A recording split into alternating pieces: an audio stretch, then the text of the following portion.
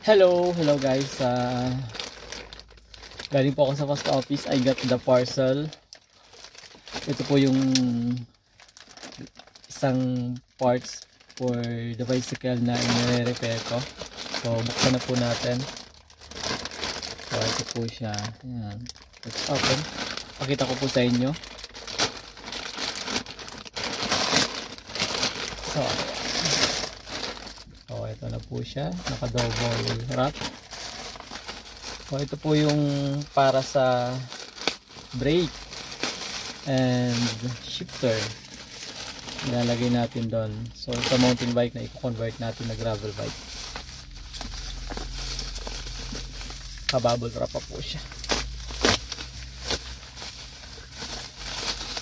Let's check kung maganda po yung product.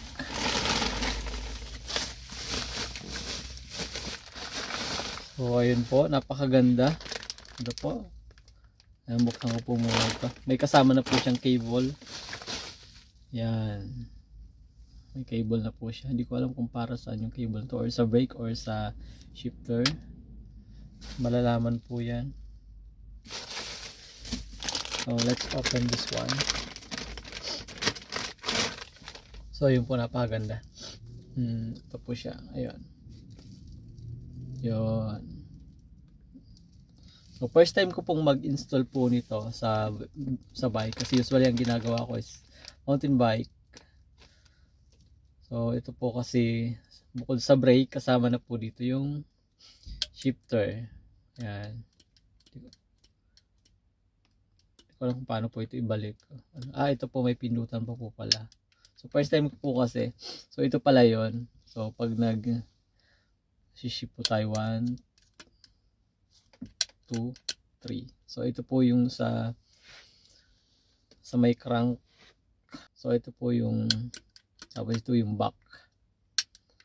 Napakaganda. So quality. So ito po yung Micro New. Ito po yung brand. Yan po. Maganda. Ito po yung sa left side. Yan. Cute. First time ko po mag-install nito, kaya malalaman po yan.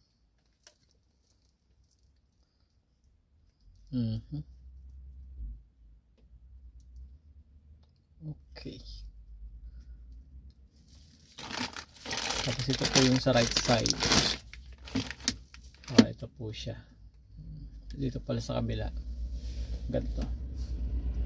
1, 2, 3, 4, 5, 6, 7. Ito. Kinuha ko kasi sa 3x9. So ibig sabihin, yung sa cambio po kasi, yung sa left side, 3 po yung gear niya. Na from dun sa maliit hanggang sa papalaki, 3 po siya dun sa may gitna ng bike. So makikita niyo po yung pag-install po tayo. So let's try this. 1, 2, 3, 4, 5, 6, 7, 8, 9. 8 lang, 8 speed, 9 to 8. Makikita po natin ito pag naikabit ko siya.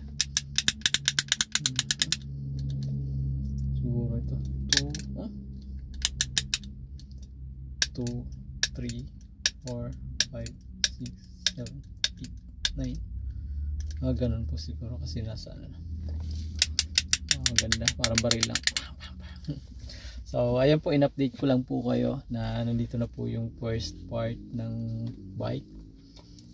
So sunod ko pong iniintay yung drop bar, and order ko pa. So hindi ko pa alam kung ilan darating. So thank you for watching. See you for the next video. Thank you.